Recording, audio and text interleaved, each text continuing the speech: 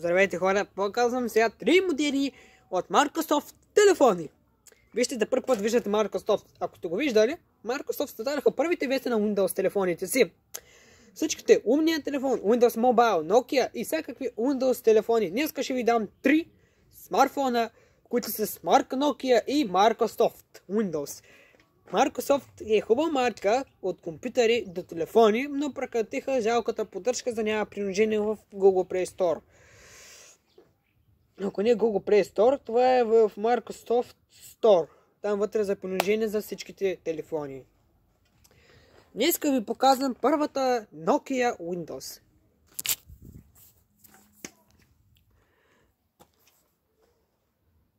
Хубаво, ще погледнете от Microsoft, от Nokia. Добре, втора е, ще го покажа наистина, той е включен, не е изключен. И те още един веднъж от Microsoft. Всичките от абонирана система от Microsoft са създадени. Спокойната веса и да не е толкова сбавен. Хубав е телефона, но имам поддръжка.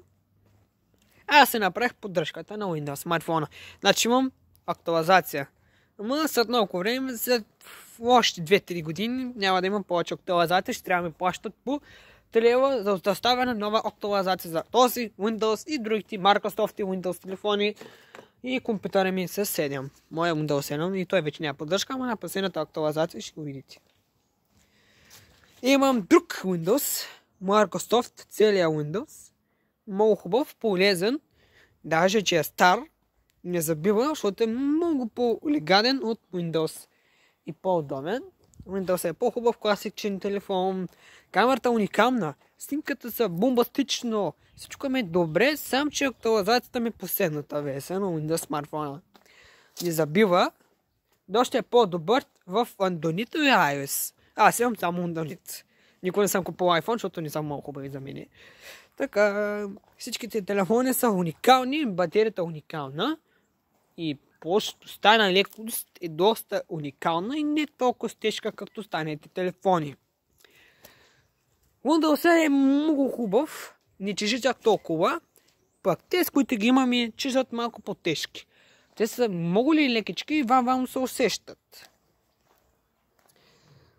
Примерно, най-хубавото ми дизайн е в плачките. Живите плачки Lextel. Той беше много хубав, сега го има. Даже не ти трябва да отваряш всичките приложения. Кликваш горе каквото излезе и кликваш го и четваш го, изтеглиш го и други разни. Ми въдова работа. Без да се губиш да влезеш в приложенията. Пак Windows телефоните са по-хубав. Нямам карта, но мога да сложа карта за звъне, за обаждане, за SMS съобщения, пък интернет мога да се използва много често. Първо ще ви покажа всичките функции. Първоначално имам алармен часовник да звъни. Имам времето, микрофон, запис. Тук е календар, календар, камера, калкулатор, настройки, всичко, даже снимки, светлина, SMS, телефон, търсачка, файлове, файл TV, входове и фейсбуци и стор музика. И имаме Microsoft Edge, значи за интернет и всичките функции ги има в този Windows смартфон. Всичко има тук. Но жалко, че Windows 10 Mobile няма граден FM чип. Пак сега ще видим останалите телефони сега.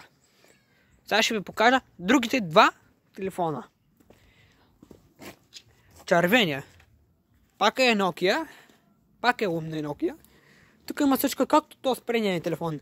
Има лама, видео, игри, режим на батерията и интернетна връзка данни и изтегляни фейсбуци, камера, фейсбуци, тук всичко го има, Internet Explorer, FM чип, Internet Explorer и другите функции на Internet Explorer. Тук е всичко в едно до друго. Сега ще ви пусна как се звучи на Nokia Windows. Много хубав и по-лукс и по-класичен. Сега ще ви пусна звука на Windows смартфона, наистина че е Windows. Имаме колко? Колко е силен? На 10 и колко силно свири. Супер.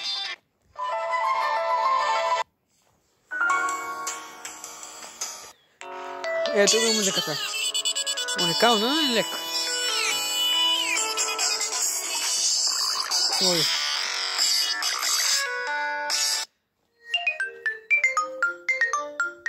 Уникален е. Звука е силен.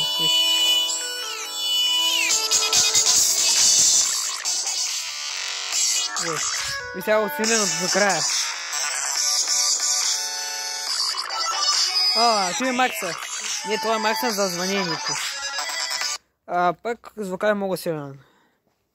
Уникален е. Сега ще виждаме третата Windows. Пак е Nokia, но малко по-различен с другите версии на Nokia. Представя ми другия Nokia, прилича малко на Android, но пак е Windows. Малко лекичко прилича на Android. Съвсем малко. Настройките съвсем както на старо Android 4.4 или по-старите версии. Тоест пък Nokia Windows повече цяло доверието. И уникален, бърз, не забива и нищо няма вътре. Сега, ако искате, не дейте да смените старите телефони, защото разбирам, че са бавни. Не заради това. Бавността на телефона, че е бавен, просто вътре много файлове, папки и други неща, които са изтеглени, трябва да ги стрите, да си не постигнете пространство на телефона, да стане